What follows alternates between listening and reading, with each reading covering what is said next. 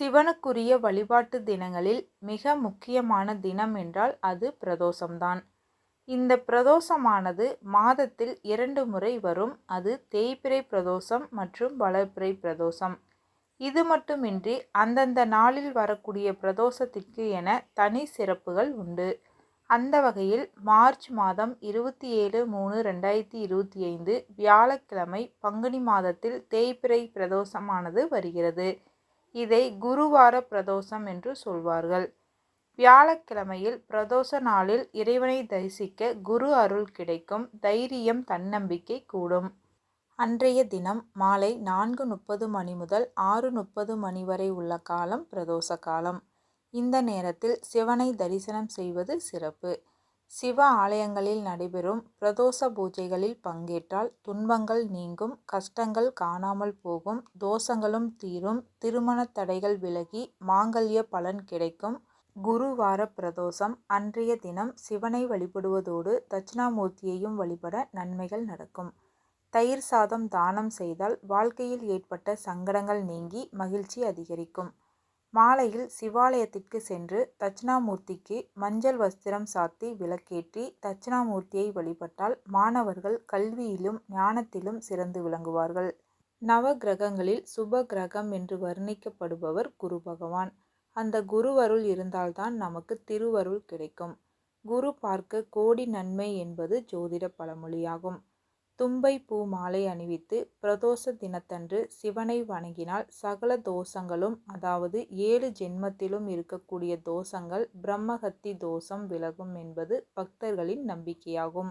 அதேபோல் குரு திசை நடப்பவர்கள், குரு புத்தி, குருவை லக்னாதிபதியாக கொண்டவர்கள் சிவாலயங்களில் வியாழக்கிழமையில் நடைபெறும் பிரதோஷ வழிபாட்டில் கலந்து கொண்டு சிவனை வழிபாடு செய்வதால் அவர்களது வாழ்வில் ஏற்படும் அனைத்து விதமான பிரச்சனைகளும் நீங்கும். பிரதோஷ நாளில் விரதமிருந்து மாலையில் சிவ ஆலயத்திற்கு சென்று நந்திக்கு அபிஷேக பொருட்கள் வாங்கி கொடுத்து இறைவனை தரிசனம் செய்தால் தோஷங்கள் நீங்கும். அன்றைய தினம் இறைவனுடன் கூடவே இருக்கக்கூடிய வாகனமான நந்தி தேவருக்கும் அபிஷேகம் நடைபெறும். நந்திக்கு தீபாராதனை முடிந்த பின்னர் சிவனுக்கு தீபாராதனை செய்யும் போது நந்தி தேவரின் கொம்புகளுக்கு இடையே சிவனை தரிசிக்க நம் தோஷங்கள் நீங்கி நன்மை உண்டாகும் என்பது முன்னோர்கள் நம்பிக்கை. சிவனுக்கு பால், தேன், தயிர், சந்தனம், பன்னீர், திருநீர் மற்றும் பஞ்சாமிர்தத்தால் அபிஷேகம் செய்து வில்வம், அரளி, தாமரை, மல்லிகை மலரால் அர்ச்சனை செய்த பின் தீபாராதனை நடைபெறும். சிவபெருமானுக்கும் நந்தி தேவருக்கும் சந்தனம், பால், தயிர், திரவிய பொடி, பன்னீர், தேன் முதலியன அபிஷேக பொருட்களை வாங்கி கொடுக்கலாம். அருகம்புல், செவ்வரளி, வில்வ இலைகளை அர்ச்சனைக்கு கொடுக்க வேண்டும். தயிர் சாதம் செய்து வந்து அங்கு வரும் பக்தர்களுக்கு பிரசாதமாக கொடுக்க வேண்டும்.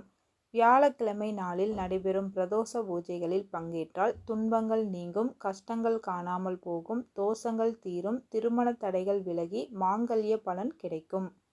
பிரதோஷ காலத்தில் அபிஷேக பொருட்கள் வாங்கி கொடுக்க நன்மைகள் உண்டாகும். சிவனுக்கு விபூதி கொடுத்தால் இன்பமான வாழ்வும் மோட்சமும் கிடைக்கும். பால் வாங்கித்தர நோய்கள் நீங்கி நீண்ட ஆயுள் கிடைக்கும். தயிர் வாங்கித்தர தன லாபமும் வளங்களும் உண்டாகும். தேன் கொடுக்க குரல் வளம் இனிமையாகும். பழங்கள் வாங்கித்தர விளைச்சல் பெருகும். பஞ்சாமிர்தம் தர செல்வம் பெருகும்.